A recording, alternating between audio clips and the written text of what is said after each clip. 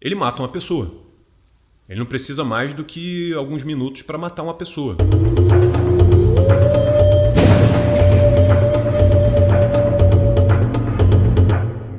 Eu comecei a treinar com o professor Pedro Paulo, que hoje em dia voltou a dar aula. Ele ficou um tempo ausente, mas eu comecei com 13 anos de idade, treinei com ele até os 18 anos, se eu não me engano. Que ano foi, desculpa? 1991. E posteriormente eu treinei com o professor Luiz Felipe Menescal, treinei durante um ano. Depois eu treinei 3 anos com o professor Marco Vinícius na Tijuca. Cheguei a ter uma experiência por um período com o professor Johnny Eduardo, que hoje em dia é atleta do UFC, que é professor de Hungar também. E a partir de 2000, eu comecei, até 2007 eu treinei diretamente com o Lee Ronquei, que foi o introdutor do Hungar no Brasil. Em 2007 eu me desliguei, foi criada uma entidade política que havia divergência, então eu tinha divergência política com a entidade e passei a trabalhar sozinho, criei minha própria organização e infelizmente alguns anos atrás Mestre Lee Ronquei faleceu de câncer. E desde então eu continuei sozinho e independente. A arte marcial eu pratiquei muitas. Eu pratiquei kickboxing, muay thai, boxe inglês, fiz um pouco de jiu-jitsu, faço Kali atualmente, faço um Wing Chun, Hun Fai, que é um sistema específico de Wing Chun. Enfim, fiz o karatê, fiz o judô. Então, eu fiz algumas artes marciais, apesar de só ter me dedicado na graduação efetiva para dar aula do Hungar. Eu até prefiro assim. Mas eu simpatizo muito com as outras lutas, né? Atualmente eu estou praticando boxe inglês, o Kali e o Hun Fai. Qual a outra pergunta? Como é o Kung Fu no Brasil hoje em dia? Eu, não só hoje, como já há muito tempo, eu divido, essa é a minha opinião já há muito tempo, eu divido Kung Fu em 5 vertentes. Kung Fu para saúde, Kung Fu para efetividade, Kung Fu para respeito folclórico, o Kung Fu para competição e o Kung Fu estético, performático, né? Então das posturas, das formas, mas com viés estritamente plástico. Então assim, dependendo de como for, eu poderia ter uma opinião. Mas, de maneira geral, eu acho que a gente tem menos praticantes hoje em dia de Kung Fu, independente de qual for o viés, né, em relação a quando eu comecei a treinar. E eu tenho uma crítica importante, pontual, a respeito de como dominantemente se treina o Kung Fu para efetividade, que é a minha linha. Eu treino Kung Fu para efetividade, que é utilizando exclusivamente o método de formas, né? E isso eu realmente tenho uma crítica que a forma é um aspecto indissociável, fundamental, né? Eu tenho uma maneira específica de entender a prática da forma tradicional, mas ela com o resultado final, a prática da forma tradicional com o resultado final para efetividade, eu discordo.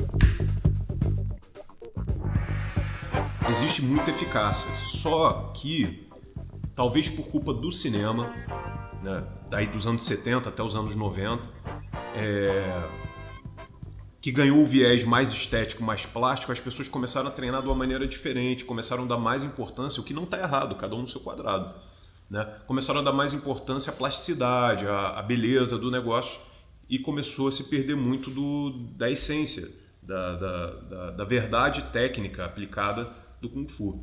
Se o Kung Fu não fosse uma arte eficaz, ela não teria sobrevivido tantos anos, né? Então, o que eu penso é que você pode sim praticar o Kung Fu com um viés folclórico, ou para saúde, ou para competição, ou você pode tentar resgatar o porquê alguém criou o Kung Fu, né? Ou de onde veio e qual era a finalidade dele.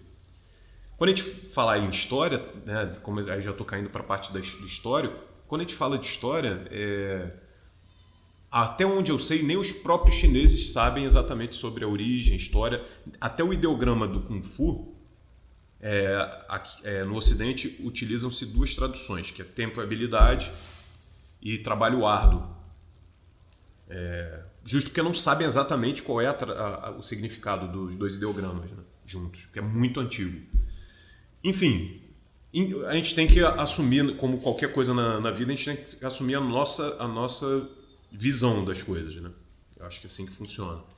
Então, eu entendo o Kung Fu, né, diante dessas traduções, como habilidade adquirida com o tempo de uma prática diligente e árdua. E aí traduz-se o Kung Fu em qualquer tipo de habilidade, seja ela música, culinária, né? Tudo seria chamado Kung Fu com esse pensamento, né? Cada estilo ele tem um registro histórico para ter se tornado um estilo. E nem sempre uma história é igual a outra. Rivalidade de família, e aí gera cisão, duas famílias, aí surge um novo sistema. Perseguição política, que foi o caso do Hungar, né? O caso do Hungar, especificamente, aconteceu numa época onde quem utilizasse a prática Shaolin era perseguido, porque qualquer pessoa que praticasse Shaolin era inimigo do Estado. Então, Estado, maneira de dizer, tá? O poder vigente da época. Então, o que se fazia? As pessoas aprendiam aquele sistema oriundo de Shaolin, mas mascaravam aquilo com o nome da sua família. Na China, o sobrenome vem na frente. E Hung era na realidade, Hung é o sobrenome do Hung Hei-gun, que foi aluno direto de um monge que sobreviveu à última destruição do templo, que foi a que realmente não teve condição. A história conta que sobreviveram 5 monges, cada monge era especialista em um sistema, e o mais velho era o Chenzin, dizem que ele era um abade. Essa é a história que mais se ouve, a gente opta por acreditar ou não. Então, esse abade, ele foi para o sul da China e ensinou esse sistema que dominantemente era baseado no tigre, e a gente pode falar posteriormente da representação dos animais, do tigre e tudo mais. E ele ensinou para esse cara chamado Hung Hei-gun, que ele colocou o nome dele de Hunga ou Hunjia, né? O Ga ou Jia significa família. Então, esse é o sistema da minha família, da família Hung. E daí em diante ele começou a ensinar. Então, ele é a segunda pessoa, ele é a primeira pessoa que deu o nome do sistema, né, da família dele. Mas é oriundo que conta a história. Mas, se a gente trouxer para a realidade do Brasil, quando a gente estuda no colégio a história de Tiradentes, né, Confidência Mineira e tudo mais, quando você, pelo menos todos os alunos que eu já tive que fizeram faculdade de História, eu não fiz, né, todos os professores de História que eu conheço que tiveram a carreira acadêmica falam, quando você entra na faculdade, a primeira coisa que falam é: esquece o que você aprendeu no colégio, agora vamos aprender a história de verdade. E a gente sabe que o que é ensinado pra gente no colégio é o que querem que a gente saiba. Então, à medida que a gente se desenvolve na vida, né, a gente escolhe qual é a verdade que a gente quer ou não. Tal qual 2 juízes julgam o mesmo mérito, né, em um processo, eles têm a mesma formação acadêmica, eles têm o mesmo nível de estudo, são 2 juízes, afinal de contas, e os dois julgam de maneira diferente, porque cada um tem sua natureza e sua maneira de ver o mundo e foram influenciados por outras pessoas, né? E são 2 pessoas hiperfundamentadas e elas vão fundamentar o que estão falando, e se você é leigo, você olha para um e concorda, e olha para o outro, concorda e concorda, né? Então a verdade, no final das contas, você escolhe. Então isso tem muito a ver com como eu conduzo hoje as coisas que eu faço. Podem me falar alguma coisa, outra, eu quero ouvir o máximo de histórias possíveis para ter a possibilidade de escolher a que eu vou seguir. O que não quer dizer que é a verdade, é a minha verdade, e compartilha dessa verdade quem quiser. Eu não gosto de ser babaca querendo dar respostas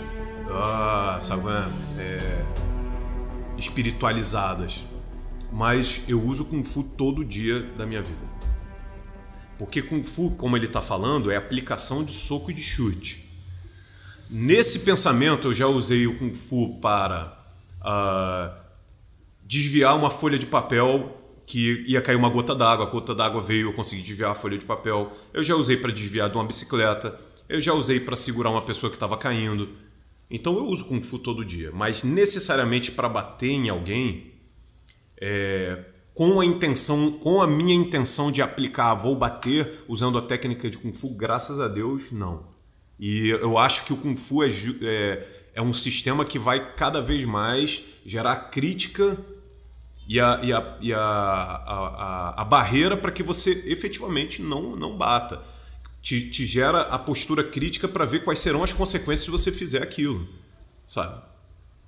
Então, se você me pergunta se eu uso Kung Fu, eu uso todo dia, porque Kung Fu não se limita a socar e chutar ou dar queda. Como o Hungar pode ser eficaz numa situação real? Primeiro, o Hungar é um sistema que ele é baseado no tigre.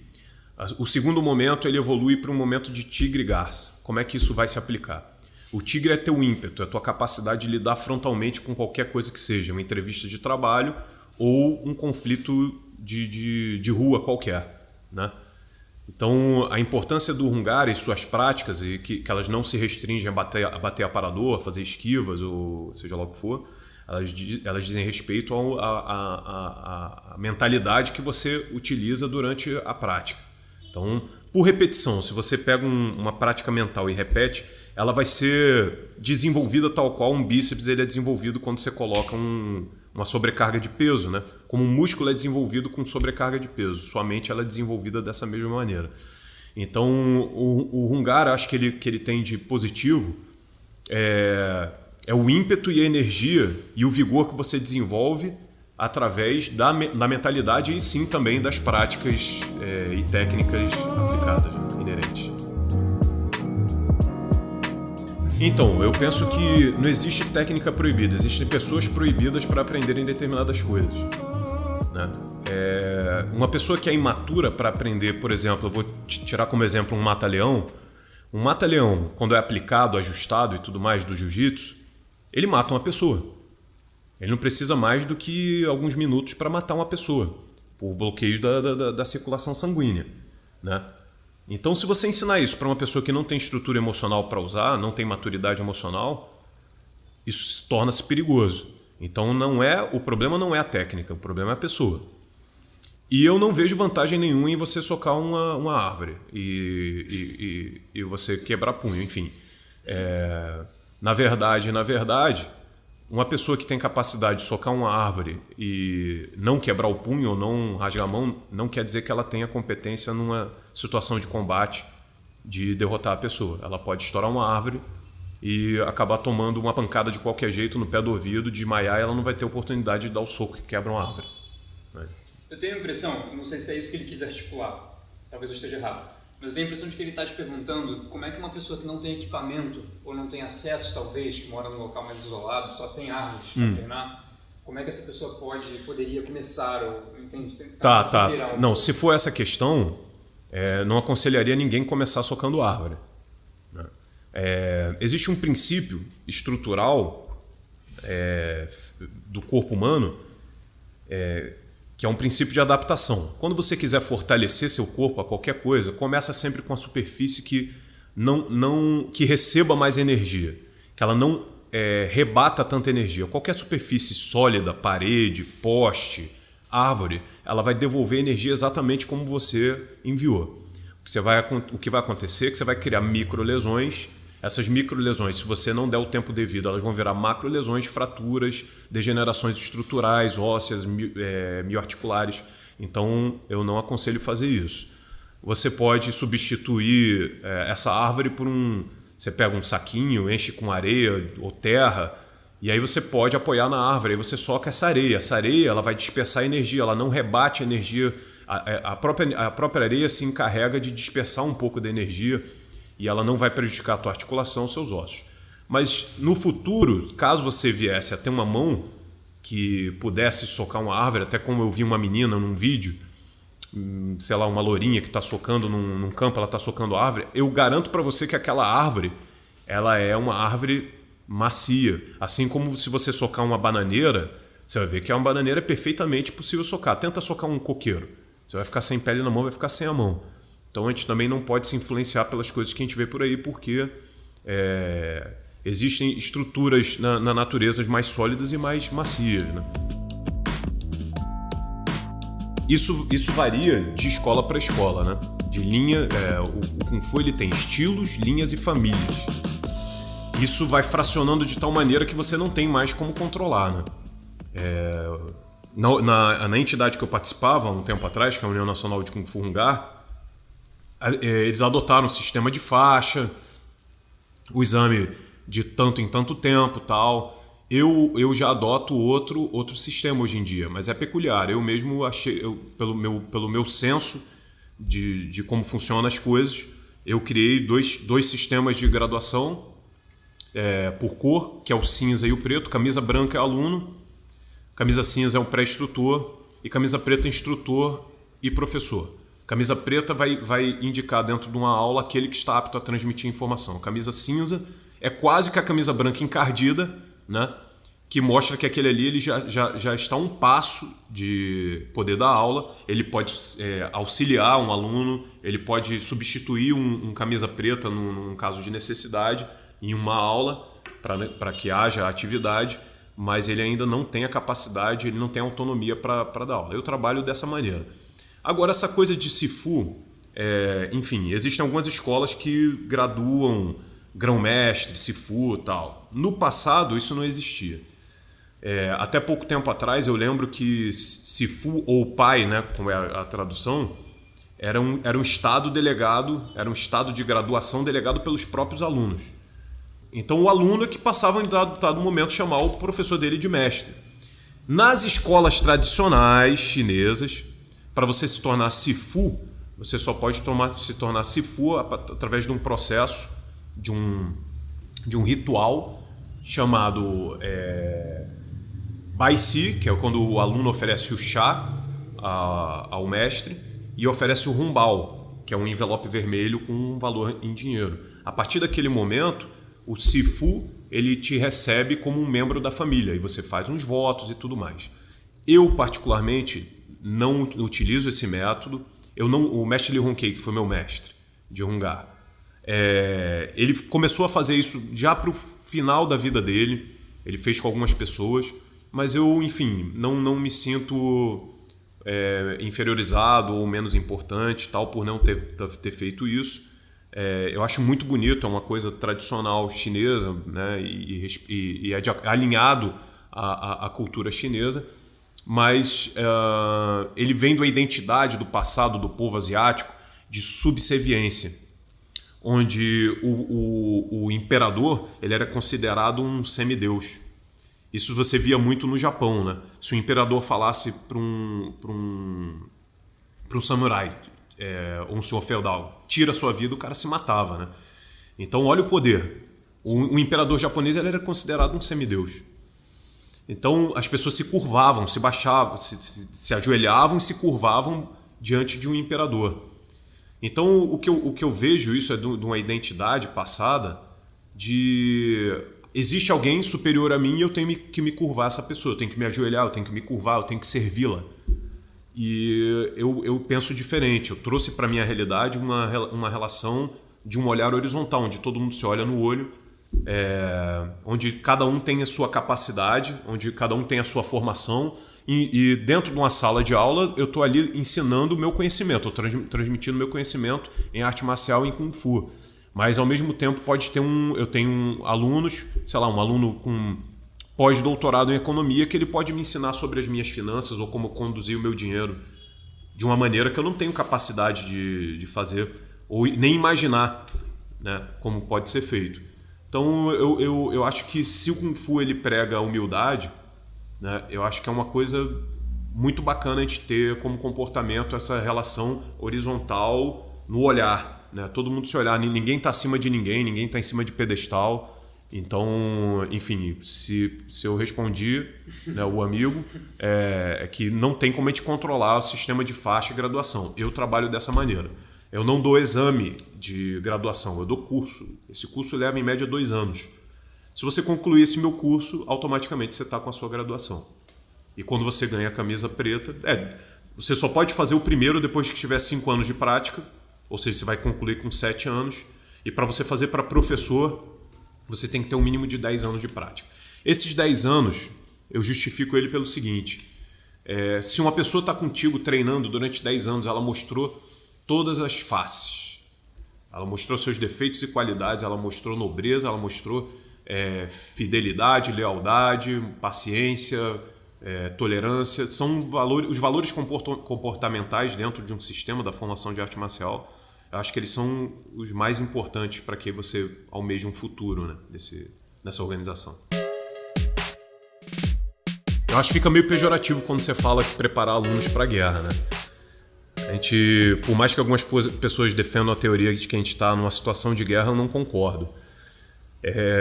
No entanto, eu tenho a mentalidade de que eu prefiro ser um guerreiro no jardim do que um jardineiro numa guerra. Então eu trabalho, sim, a capacidade dos meus alunos, alunas, a efetivamente conseguirem se defender e efetivamente terem a capacidade de atuar na contenção de terceiros, né? Não necessariamente sua defesa, mas a defesa de outros. Esse é o meu pensamento principal, é como eu estruturo todo o meu método de ensino. Bem, quase todos esses sistemas eles vieram de um mesmo local, né? É inevitável que em algum momento um sistema tenha relação com o outro. No entanto, o Hungar ele é um sistema mais baseado, como ele é baseado no Tigre. O Tigre é uma representação de força, e força não é necessariamente força física. Então é o ímpeto, é teu poder de entrada, teu poder de decisão, é tua fibra moral, né? O Wing Chun ele é um sistema mais aritmético, né? Ele é mais geométrico, ele trabalha mais alavancas, ele trabalha vantagens mecânicas, né? O Hungar ele é um sistema que ele utiliza um pouco mais de brutalidade, de força física em relação ao Wing Chun, né? Mas, inevitavelmente, você vai ver algumas coisas semelhantes, sim. Eu acho que a gente tem uma profunda incapacidade de afirmar coisas acontecidas há 40, 50 anos atrás, que dirá há 200, 250 anos atrás. Então, assim, o Wong Fei Hung foi considerado um de 10 tigres de Cantão. O que eu entendo isso é que ele tinha um idealismo político bem pontual, né? Porque eles tinham um valor de resistência a tudo que não fosse cultural tradicional chinês.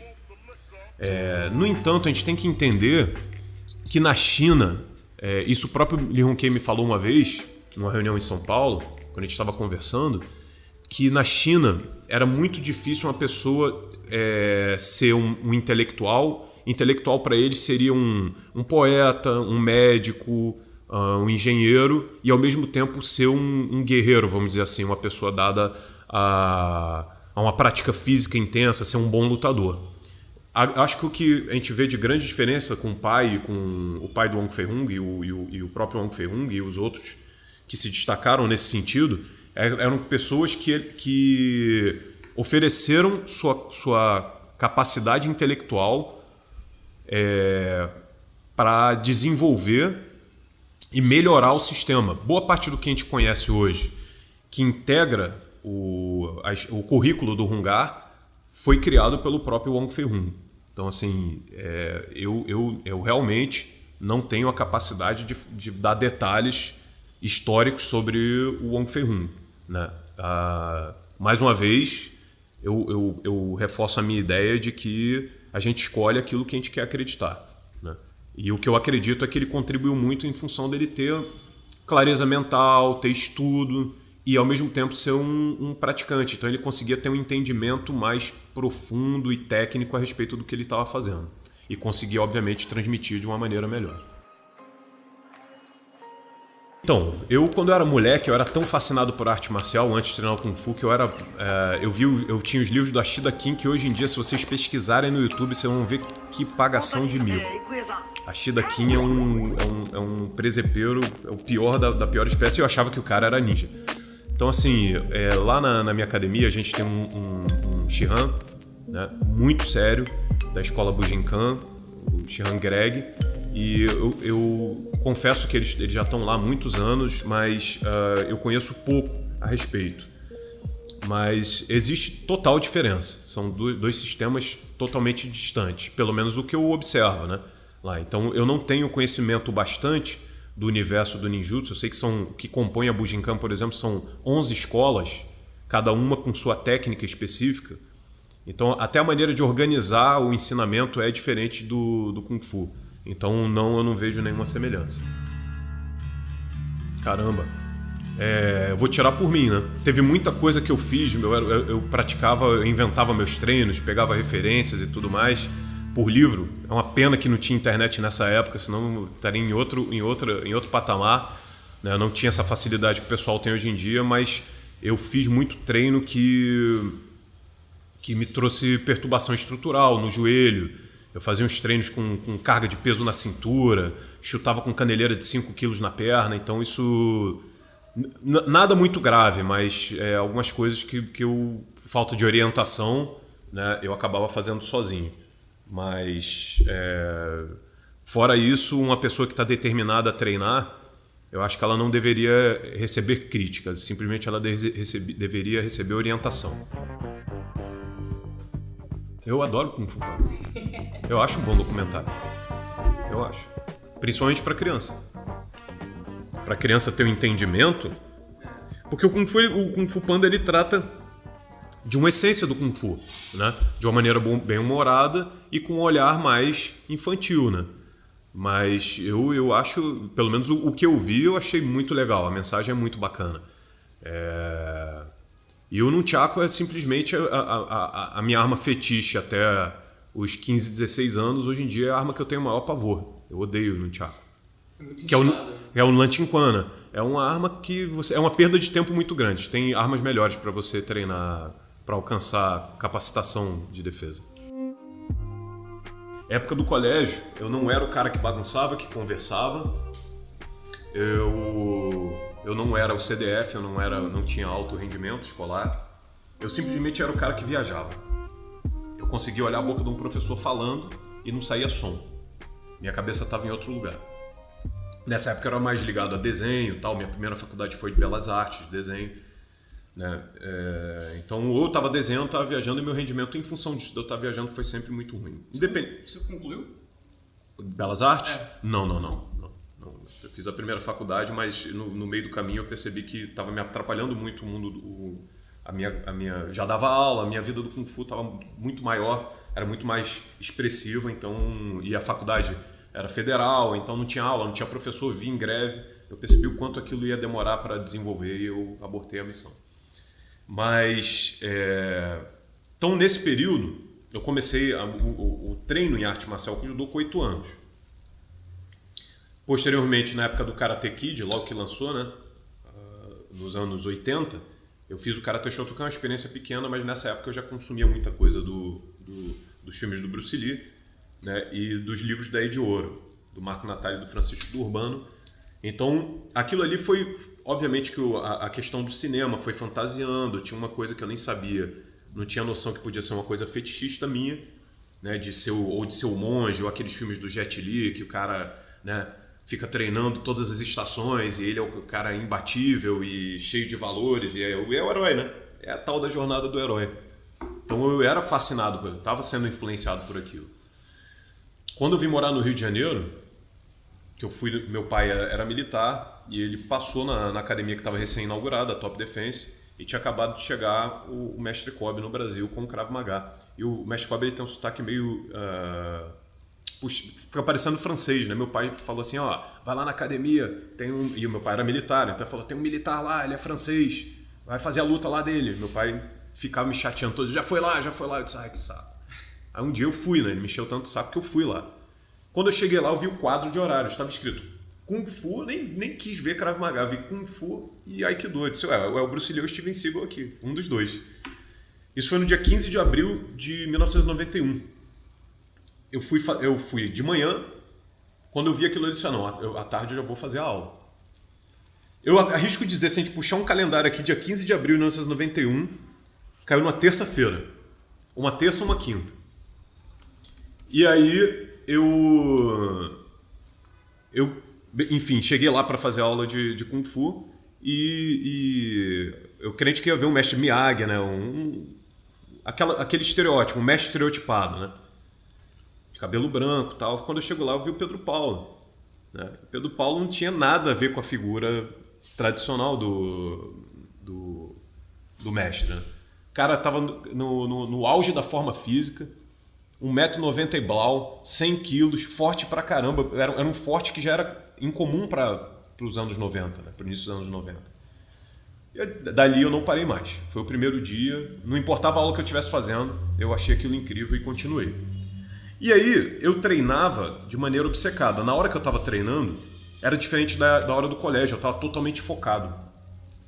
E talvez por várias experiências da minha infância, né, anteriores a esses 13, 14 anos, foi quando eu comecei com 13 anos, aquilo ali era uma puta catarse para mim, sabe?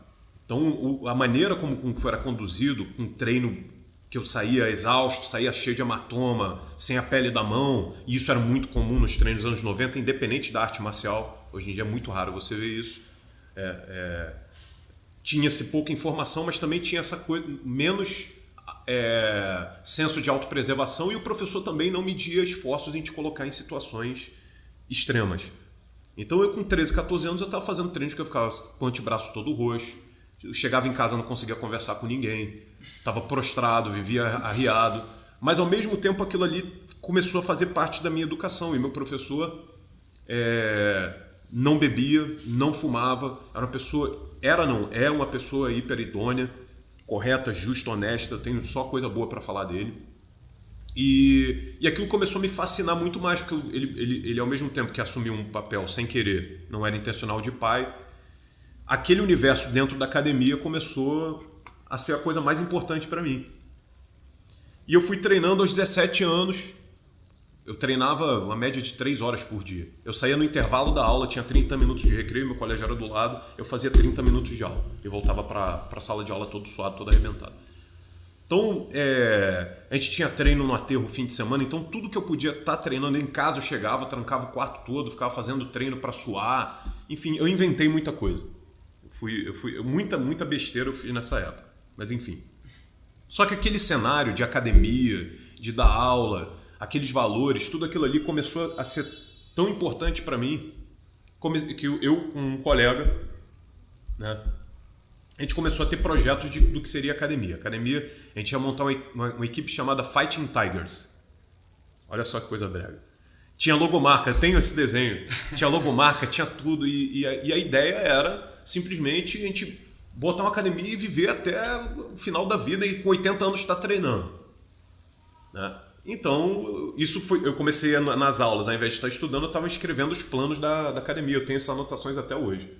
Então, como é que ia ser a entrada da academia, como é que ia ser a decoração, como é que iam ser as aulas, não sei o quê. E o tempo foi passando e eu com 17 anos, eu me formei instrutor, comecei a dar aula numa academia no centro da cidade, na Praça Tiradentes, que era o Instituto de Cultura e Filosofia Chinesa Santse.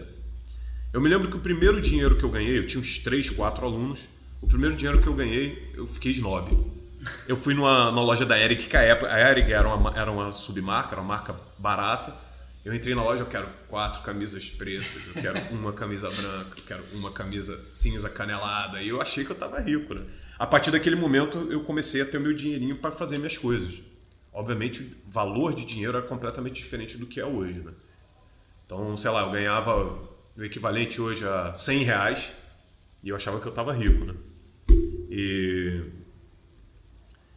E aí essa coisa de academia começou a ficar mais forte e comecei a juntar meu dinheiro. E eu era muito pão duro com o negócio de dinheiro. Então qualquer dinheirinho que entrava, obviamente depois que eu ganhei o primeiro dinheiro, eu comprei minhas primeiras roupas, não preciso de roupa durante 3 anos, né? E aí comecei a juntar o dinheiro. E meu projeto era ter uma academia. E aí fui juntando. Enfim, em 98, em 95 eu me formei instrutor. Em 98, 99, agora eu não me lembro, acho que foi 98, eu me formei professor. Isso eu já não treinava mais com o Pedro Paulo. O Pedro Paulo teve um problema pessoal, teve que ir para o Pará. Eu fiquei sem professor nesse período. O dono da academia me chamou para substituí-lo na academia. Passei a dar aula na Top Defense em 96 e fiquei até o início desse ano, em março, né, início de 2018. Mas aquilo ali começou a se tornar um negócio cada vez mais forte para mim. Em 97 eu passei para a Faculdade de Belas Artes, comecei a cursar, mas já dava aula e minha vida praticamente era, eu saía 6h30 de casa com a mochila, que dentro tinha roupa, toalha, comida, tinha tudo. E eu voltava 8 horas da noite para casa, 8, 9, 10 horas. Porque depois que eu treinava, a gente tinha um momento social que a gente sentava e conversava ainda, que era muito importante. Até hoje eu acho muito importante. Né? E essa coisa da academia ficou na minha cabeça, e nessa época, de uma maneira muito, muito ingênua, eu achava que ter uma academia era alugar um espaço e dar aula. Eu não sabia de todo o processo burocrático que era para ter uma academia.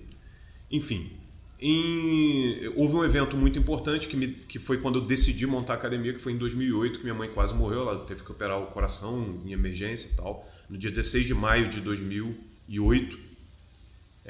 Enfim, ela se recuperou, graças a Deus, ficou tudo bem. Em 2009 eu falei, eu tenho que montar a academia. Acho que nessa época eu estava com uns 33 anos e falei comigo mesmo, eu disse, não, eu tenho que projetar isso para frente. Eu estava dando aula em umas 7 ou 8 academias nessa época. Então eu ficava um dia inteiro para lá e para cá, já estava formado em educação física nessa época. Eu comecei em 2000, me formei em 2004, aí fiz mais um períodozinho da pós.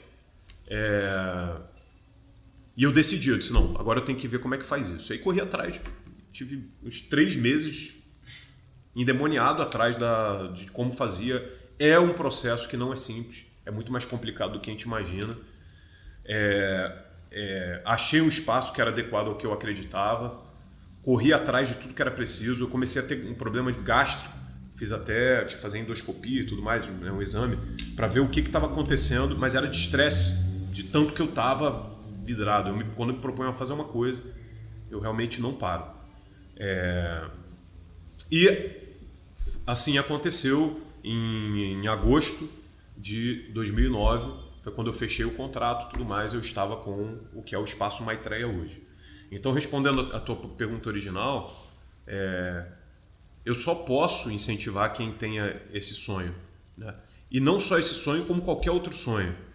Na verdade, o que nas minhas análises, porque eu acho que eu me permiti trabalhar com uma coisa que me possibilita contemplar e pensar e refletir sobre coisas, né? Ao contrário de algumas pessoas que entram no escritório e aí estão subordinados a ordens e a tarefas, e aí quando eles saem no final do seu expediente, saem com exaustão física, mental, emocional, e não querem mais pensar em nada e fazer nada. Eu não, eu trabalho com o que eu gosto, então o simples fato de eu estar dando aula, trabalhando, me permite pensar e refletir. Então, durante esses anos todos aí, eu sempre pude ter um olhar crítico, pensar, refletir sobre as coisas.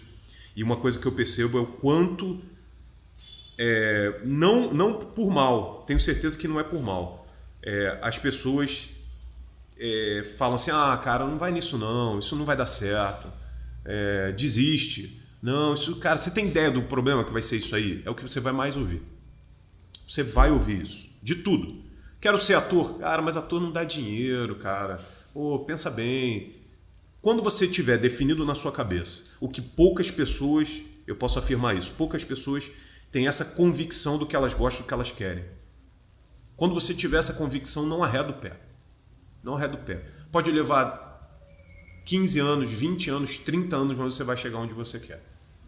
Agora, o que não dá é uma pessoa tempestuosa e volúvel. Hoje eu quero ser ator, agora eu quero ser advogado, agora eu quero ser médico, agora eu quero ser engenheiro, agora eu quero ser pai de santo, agora eu quero ser... Aí ele nunca se foca em nada, ou seja, no final de 30 anos, no final das contas, ele não tem consistência em nada, não tem experiência em nada, não tem firmeza em nada, não tem nem convicção, né? Então, uma vez que você escolha, quero ter uma academia, tem academia. Vá atrás. Quero me tornar um mestre, seja mestre. E fale menos e dialogue menos e corra atrás efetivamente do que você quer. Ponto final.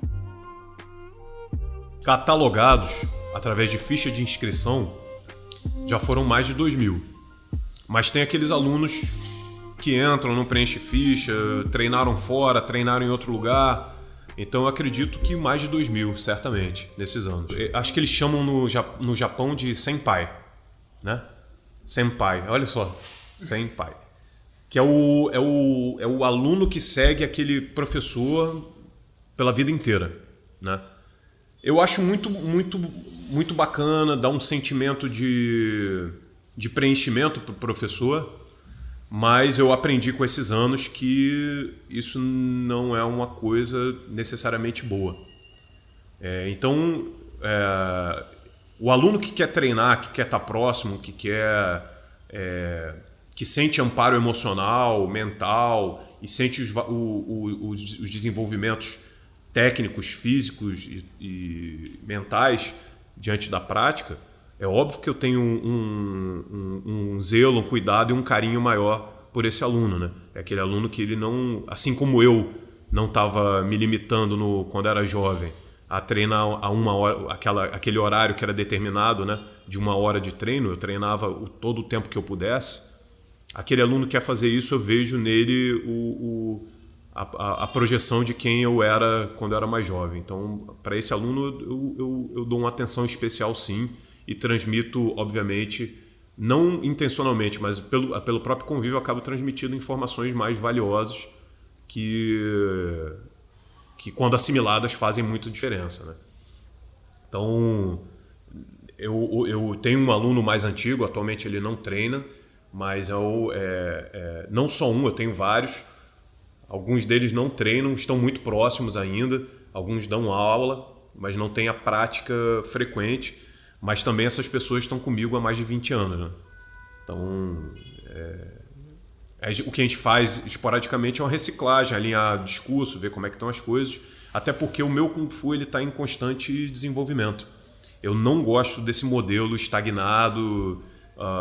Eu acho que deve haver a adaptação, a releitura, contanto que você não vá ferir a essência do que o sistema pretende. Eu ouvi uma vez uma comparação, eu acho muito interessante, que o Kung Fu é como se ele fosse um suco de abacaxi. Você pega o abacaxi, bate no liquidificador, sai aquele suco. E que o Kung Fu no Brasil ele foi sendo diluindo em água, ele virou um refresco de abacaxi. Cada vez que a pessoa muda um pouco e bota do jeito que ela queria, aquilo ali acaba virando mais água do que abacaxi. Até uma hora que você não consegue mais identificar como sendo abacaxi. Eu acho muito interessante essa comparação. No entanto, quando a gente fala de Aikido, a gente está falando de Morihei Ueshiba. Existem vários sistemas de Aikido hoje em dia que surgiram a partir do que Morihei Ueshiba criou. Só que Morihei Ueshiba não recebeu uma entidade divina que parou na frente dele e ensinou o Aikido. Ele aprendeu o Aikido, ele desenvolveu o Aikido a partir de um outro sistema. E é essa que é a beleza do negócio. Kung Fu não é um termo rígido. Kung Fu é o termo que designa toda a arte marcial chinesa. Então eu não estou ferindo absolutamente nada se eu gerar uma adaptação.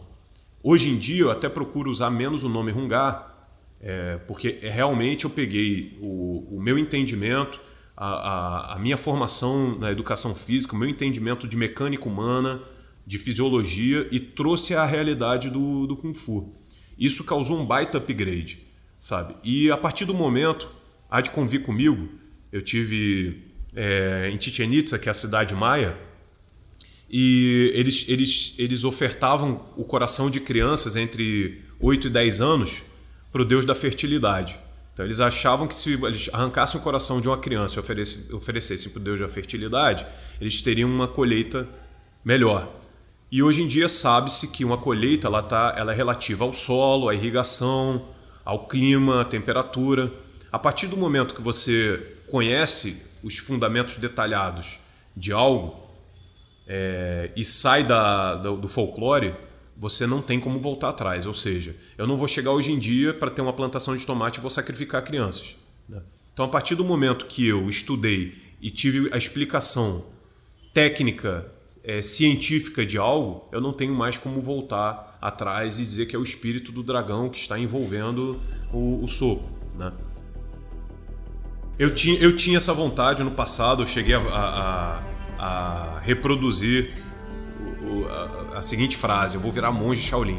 Eu ia para a China para virar monge. Mas com o tempo, quando eu descobri o que é o monge Shaolin, que na realidade são atores que não tem nada mais daquilo que a gente aprende na história. Quando você vai lá, as pessoas são atletas que treinam, se vestem de monge, aí tem a apresentação, aquele dado momento, mas eles não são monges Shaolin, ao molde antigo, né? Isso ainda existe, mas não exatamente em Yunnan, onde fica o templo.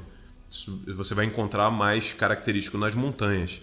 Então, assim, eu tinha esse fetiche de ir para treinar, tal, mas hoje em dia a minha vontade é de ir na Ásia para conhecer o templo, fazer mais a ver com turismo, sabe? Eu não tenho mais o fetiche de ir para treinar. O mesmo treino que eu faço lá, eu posso fazer aqui. Você acha que na montanha, o Shaolin que ainda tenta manter uma certa tradição, um estrangeiro você conseguiria entrar? Você acha que um estrangeiro tem um amigo meu que treinou lá, ficou 2 anos e meio lá. Ele teve que passar por algum tipo de rito de passagem? Não, ele tem que pagar. Você pagar e não paga barato. Eles têm um programa para recepcionar, para receber estrangeiros. Eu não me lembro o valor, mas eu acho que está algo em torno de R$10 mil. E você vai para trabalhar. Então você tem você tem uma rotina diária. Você acorda em jejum, vai meditar, e você vai para o de jejum.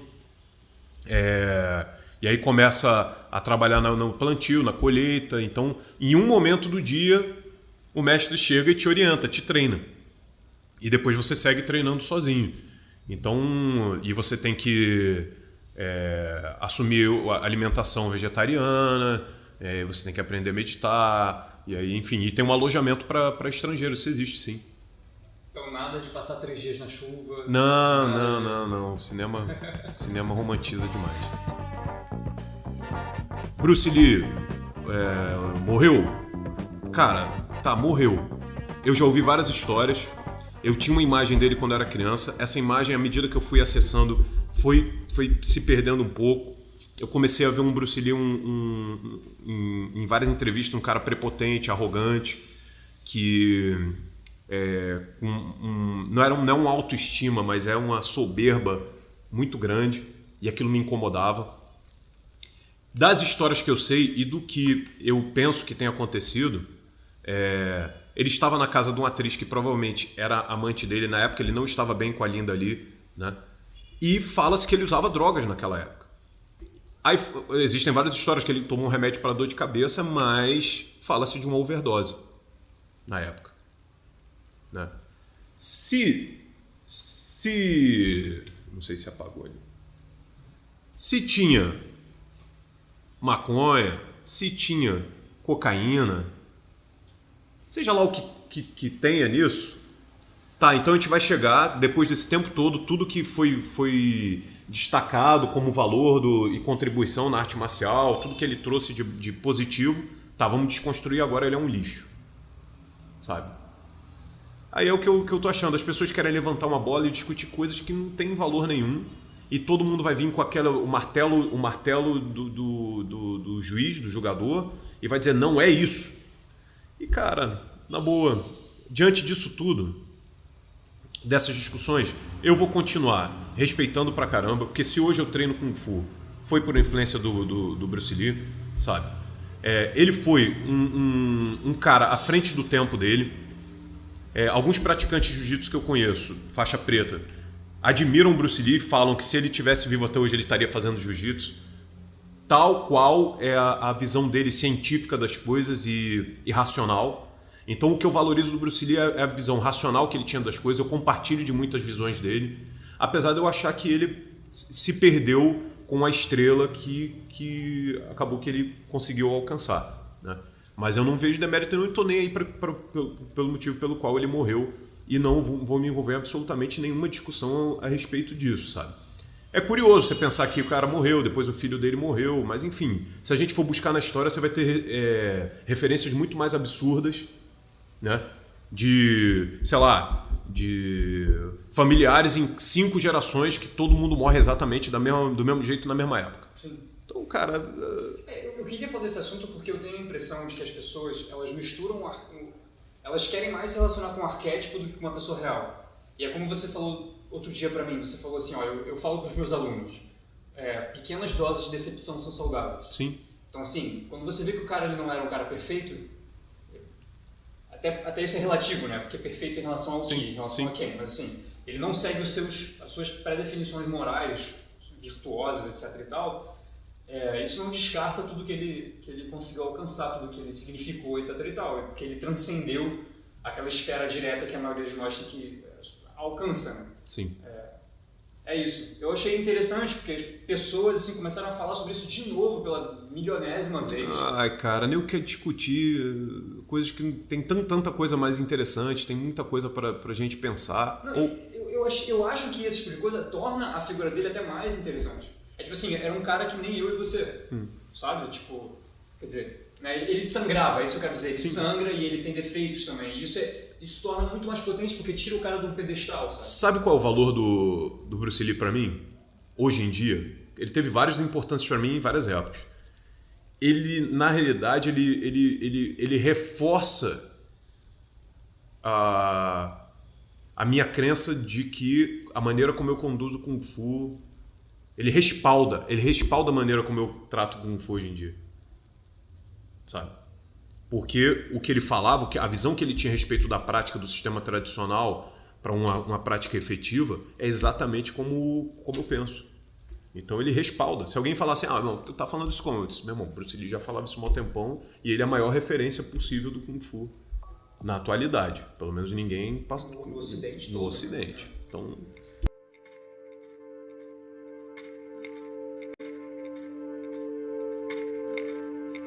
a gente tem que ter mente presente. Por isso que a mão em união é porque eu estou totalmente conectado. Quando eu na academia vou repassar o valor do professor, eu dou em envelope, porque é uma forma de presente, né? É uma forma de você... Não é o dinheiro, toma aí teu dinheiro. Não, cara, é um reconhecimento. Sim.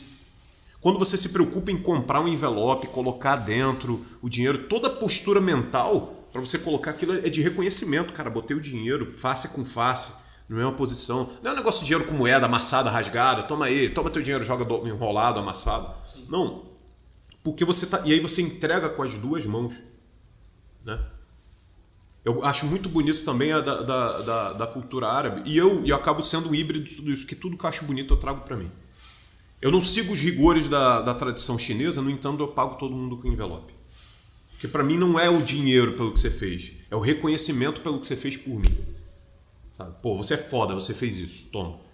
Então tem uma coisa também da crença árabe, que é coração e mente. E aí você envia, né? Isso aqui o cara faz, né? Ou ao contrário, não importa, é mente e coração. Então é minha emoção e a minha razão, né? Ofertados. Então todos esses símbolos, para eles pode ser outra coisa completamente diferente, mas quando eu trago uma verdade para mim, isso se torna um signo, é o poder dos signos, sabe? Imposição de mão. Cara, você tá lá do outro lado da rua, eu vou fazer isso aqui não é uma coisa imposta que eu reproduzo porque meus pais fizeram. É porque, cara, da minha mão eu tô lançando alguma coisa, sabe? Uau, que foda, tá te vendo, cara, gosto muito de você.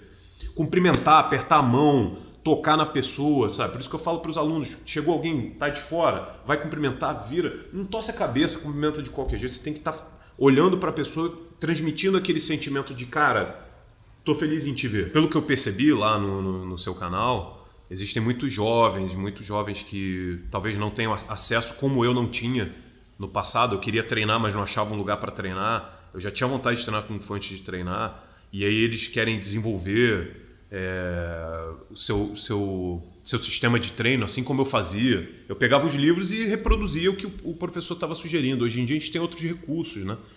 Então, como eu falei, a gente não pode criticar um jovem, uma pessoa que esteja determinada, inspirada e tem energia própria para poder começar seus treinos. A gente tem que orientar.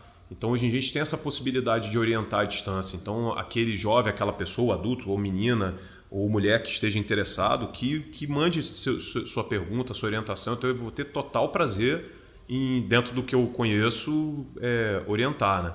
Esse é um ponto. Um outro ponto é que o Kung Fu, para mim, independente de ser Hung Gar, de ser Wing Chun, de ser Bei Shaolin, seja lá o que for, o mais importante dele diz respeito ao comportamento, né? A gente tentar desconstruir o ego, né? O eu, dizer, eu faço, eu consigo, né? Eu sou melhor.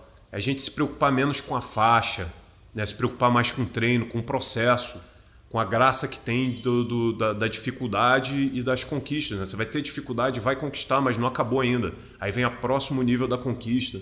A gente ficar mais focado com o caminho, né? Com a trajetória do que com o final. Tem muita gente que está preocupada em ser Sifu, em alcançar a faixa tal.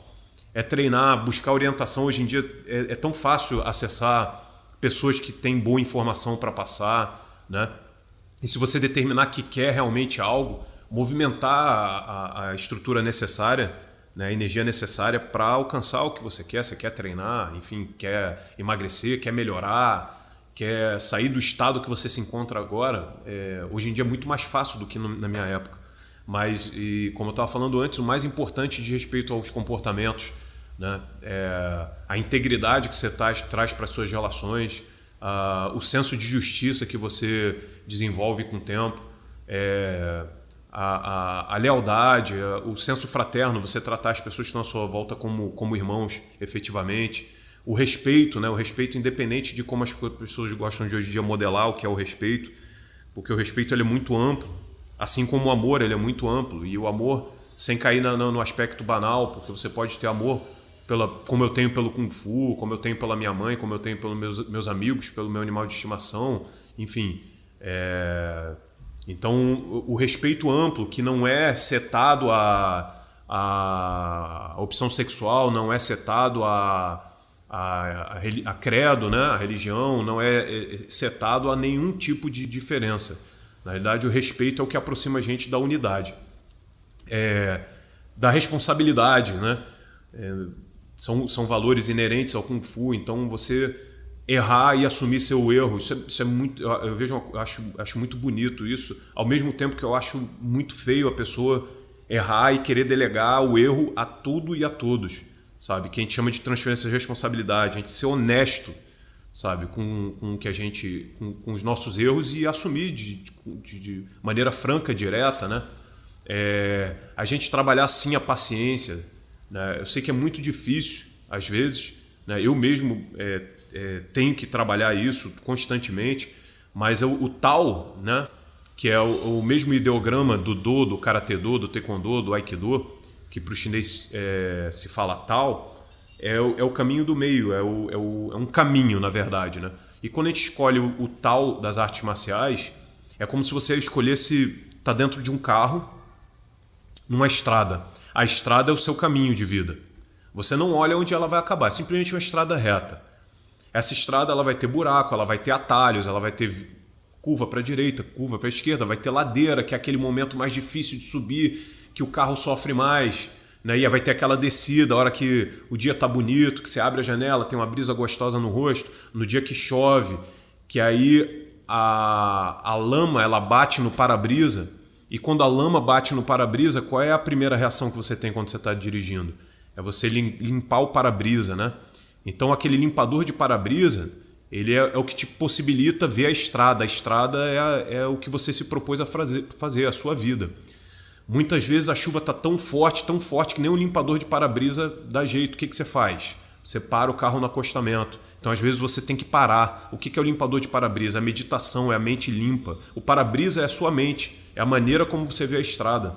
Então é muito importante a gente desenvolver métodos de limpar a mente, seja por meditação, seja por conversa, seja por estudo, ter a mente sempre organizada e limpa para você ter a capacidade, para você ter esse para-brisa sempre limpo e ter a capacidade clara de ver a estrada que você quer conduzir sua vida e sem pegar atalhos, entendendo que hora tem a ladeira para cima que é mais difícil, horas você tem que parar porque realmente não dá para andar para frente porque a chuva está muito forte, tem muito relâmpago, ficou perigoso, mas nunca, em momento algum, deixar o carro andar para trás, sabe? Ter o freio de mão, existe o freio de mão, mas nunca deixar esse carro morrer e andar para trás. Essa para mim é uma verdade absoluta e que eu gosto de compartilhar e talvez possa servir como mola mestra para algumas pessoas aí. Eu acho que isso é uma boa energia para a gente encerrar. Ótimo. Ficou bem legal. Bom. Professor, obrigado. Que isso. Prazer, velho. Prazerzão. Eu posso falar durante 1000 horas sobre isso, porque é meu assunto de paixão, né, cara? 1, 2, 3, né? Todos esses são movimentos que estão em todas as eleições de fora. E eu não utilizaria esses movimentos se esse movimento não fosse uma pancada na garganta, que é efetivo, uma pancada no pescoço, que é efetivo, e uma pancada no queixo, que é efetivo. Então é engraçado porque algumas pessoas falam assim, você faz Kung Fu, vai todo mundo pescoço fazendo assim, né? E eu acho engraçado, é curioso isso, eu sempre falo isso pra vocês, porque realmente eu posso dar um socão nele aqui e quebrar a costela dele, e ainda não dá porrada. Mas se eu der uma pancada concentrada na traqueia dele, ele fica de pé não.